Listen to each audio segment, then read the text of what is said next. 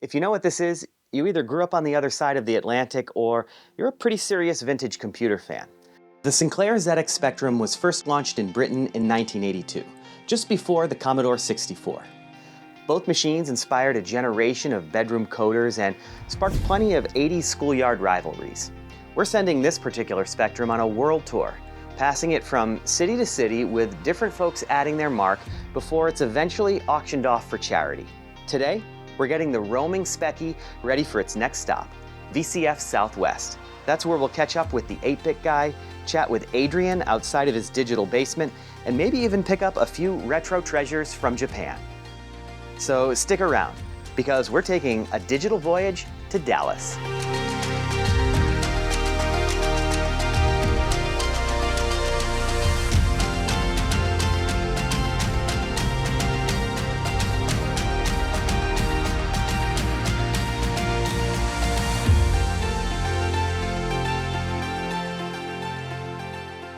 Back in the 1980s in the US, the Apple II, Commodore 64, Atari 8-bit computers, and IBM PCs ruled the desktop. But across the Atlantic, things looked a little different. Instead, the schoolyard rivalry there was between the Commodore 64 and Britain's own Sinclair ZX Spectrum. The Speccy, as it was lovingly called, was much less expensive than most other microcomputers of the time, compared to 3 times that for a Commodore 64 and more than 10 times that for an Apple IIe. Speccy fans were quick to forgive its famously squishy rubber keys and limited colors. Sinclair sold nearly 5 million of these quirky little computers, and to a whole generation of European kids, the Speccy was their first game console, their first code editor, and their first glimpse into a digital future. This little rubber-keyed wonder is on a world tour organized by a group of British retro enthusiasts as part of a fundraising effort for the Befriending Scheme, a UK charity that supports adults with learning disabilities and mental health challenges. Before arriving on my workbench, the Roaming Speccy started its journey in the UK, where Lee from the More Fun Making It and More Fun Fixing It YouTube channels replaced its capacitors and installed a composite video mod. Down the road, Henry fixed a RAM fault and packed it in his luggage bound for holiday in the US, where he passed it off to Todd at yet another retro channel in Ohio. Before this, I don't think I'd ever actually held a real Spectrum. That's because it was never officially sold in the US. Instead, we got the spin-off, the Timex Sinclair 2068, released in 1983. The problem was it used a different ROM than its British cousin, which meant that a lot of Spectrum software simply didn't run on the Timex version. Timex quickly pulled the plug, selling fewer than 500,000 units before exiting the US computer market a year later. Meanwhile, across the Atlantic, the original ZX Spectrum was a huge hit. It wasn't just popular, it was a full-blown cultural icon.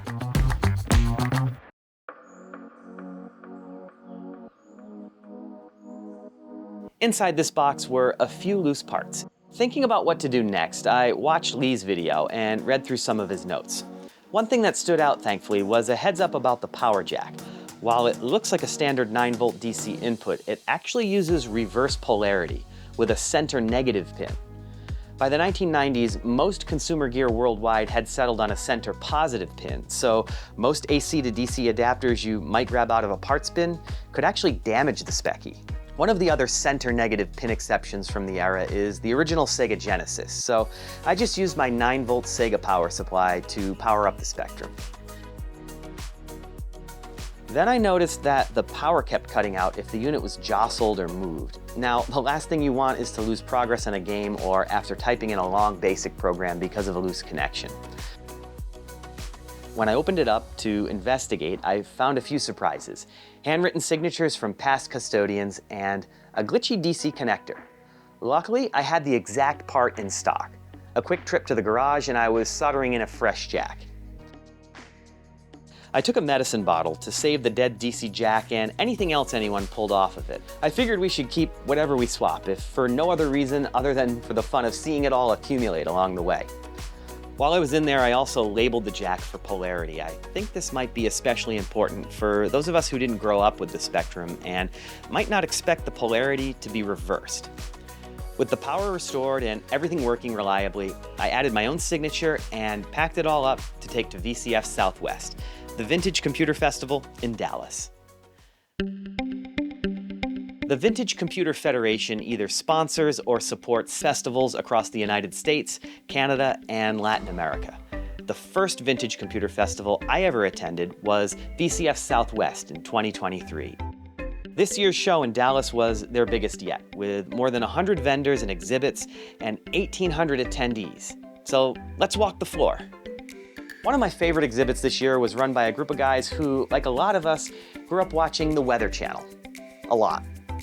If you remember Local on the 8s, you'll remember the campy but strangely comforting music, the radar screens, forecast graphics, and that signature voiceover. Overnight, partly cloudy skies, winds light and variable. All of the local forecast video and audio we saw back then was actually generated by a device in your local cable company's head end, probably just a few miles away from where you lived. There were hundreds of rack-mounted computers in cable companies across the nation, but most people only saw the output, never the machine behind it.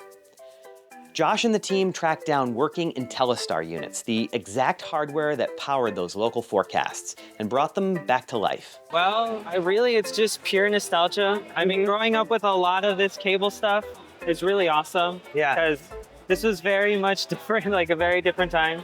Now we live where everything is like an internet stream, or I love the idea of like, you had to tune to a channel to know what the weather was going to be like tomorrow. They've reverse engineered the software, restored the graphics, and are even feeding the systems with live weather data using the National Weather Service. It is coming from the National Weather Service. We use their API. Every single text forecast, every single like a warning or anything that comes through that. And so that's what we want to do.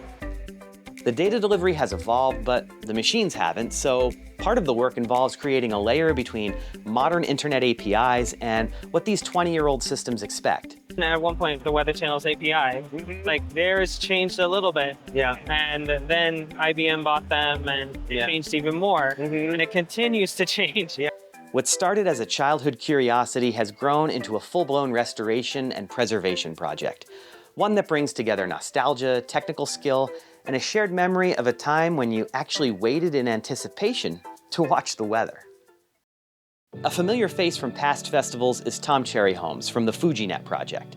At first glance, FujiNet might look like a simple Wi-Fi adapter for old computers and game consoles, but what it actually does is way more ambitious. FujiNet is a useful network adapter for all of these vintage machines. You have a virtual disk, so you can take and load software, stream it directly into the memory of all of these machines. You also have a virtual printer, so you now all of a sudden, with these resource-constrained machines, are able to make them do useful things.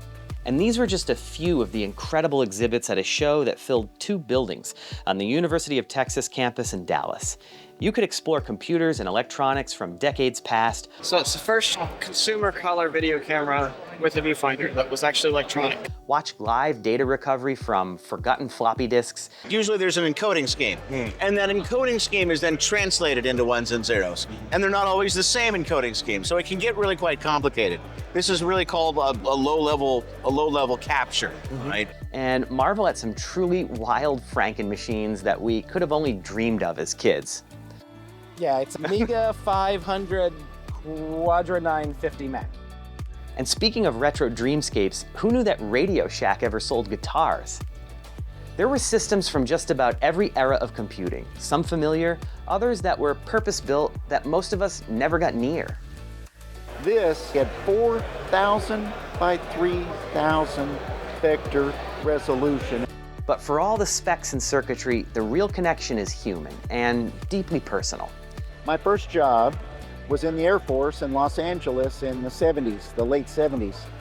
I got a Tektronix 51 to use and began learning BASIC. It was my first personal computing experience, way before Apple II, way before the PC.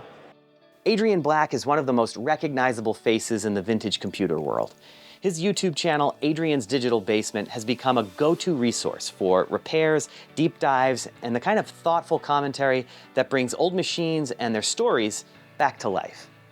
After signing the Roaming Speccy on Sunday, Adrian and I sat down to talk about what keeps him coming back to the world of cracked cases, leaking capacitors, and half-forgotten schematics, and why for him and so many others, these machines still matter. When I was a child, and I got my first computer, there was something magical about that experience, learning how to use it. At some point, not that long ago, 10 years ago, I realized, you know, like, I always thought it would be kind of fun to play with these old computers that I didn't have when I was a kid. And I started to play around with them, you know, acquire them and play around with them. And then I realized personally that everything was broken because stuff is old. So I had to learn how to fix it, which is how I, you know, got on the path that I'm on, repairing machines. But I think for a lot of people as well, they feel this powerful nostalgia for those nascent computer days where you were learning and everything was new and fresh. So it's really not a computer festival, it's a nostalgia festival in some ways. Yeah, without a doubt. Adrian wasn't the only high-profile YouTuber who jumped at the chance to sign the Roaming Speccy. David Lovett from Usagi Electric added his mark as well, along with David Murray, better known as the 8-Bit Guy. After the show, David invited folks over to his Time Rift arcade, just down the road in Bedford, Texas. It was a blast hanging out, chatting, and playing a mix of classic and modern arcade games, all set to free play. There's even a dedicated cabinet for David's own game, Petsky Robots. Events like VCF Southwest are fun, but the real magic often happens after hours. Following a long day at VCF, stepping into the Time Rift was like crossing from a bustling computer bazaar into a retro fever dream.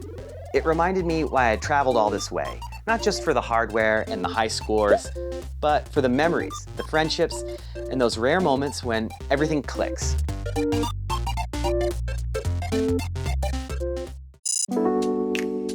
Now that I'm back home and the Roaming Speccy is off to New Hampshire and then Canada, I need your help. What should we do next?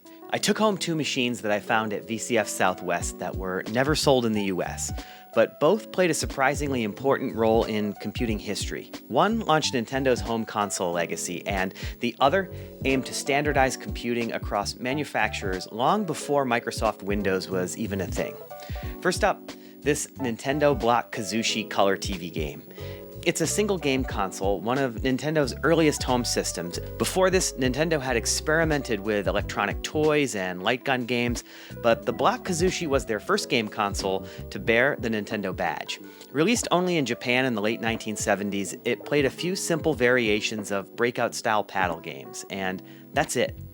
I spotted its distinctive orange case sitting on a corner table, and it was the last of a lot that the owner was selling. After a quick chat about its history and how to get it working on a US TV, I snatched it up. The other score? This Panasonic MSX2. MSX was a bold attempt in the early 80s to bring standardization to the world of home computing. In the MSX ecosystem, different manufacturers all built compatible machines that ran the same software. It was backed by Microsoft Japan and manufactured and marketed around the world by major names like Sony, Yamaha, Panasonic, and Canon. What makes the MSX especially relevant here is its shared DNA with the ZX Spectrum. Both machines run on the Z80 processor, and many Spectrum games were ported to the MSX thanks to compatible graphics modes and, in some cases, identical sound chips. But also like the Spectrum, these computers are a rarity here in the States. So, should we crack open Nintendo's original breakout console and figure out how to get it running on a more modern North American TV? Or should we dive into the MSX and see what made this forgotten platform so far ahead of its time? Let me know in the comments. From repairing and signing a ZX Spectrum on a world tour, to rare Japanese consoles and surprise encounters with some of RetroTech's most recognizable faces, VCF Southwest sure delivered. But more than the machines, what keeps me going back is the community, the people, the stories, and the shared passion for rediscovering classic tech.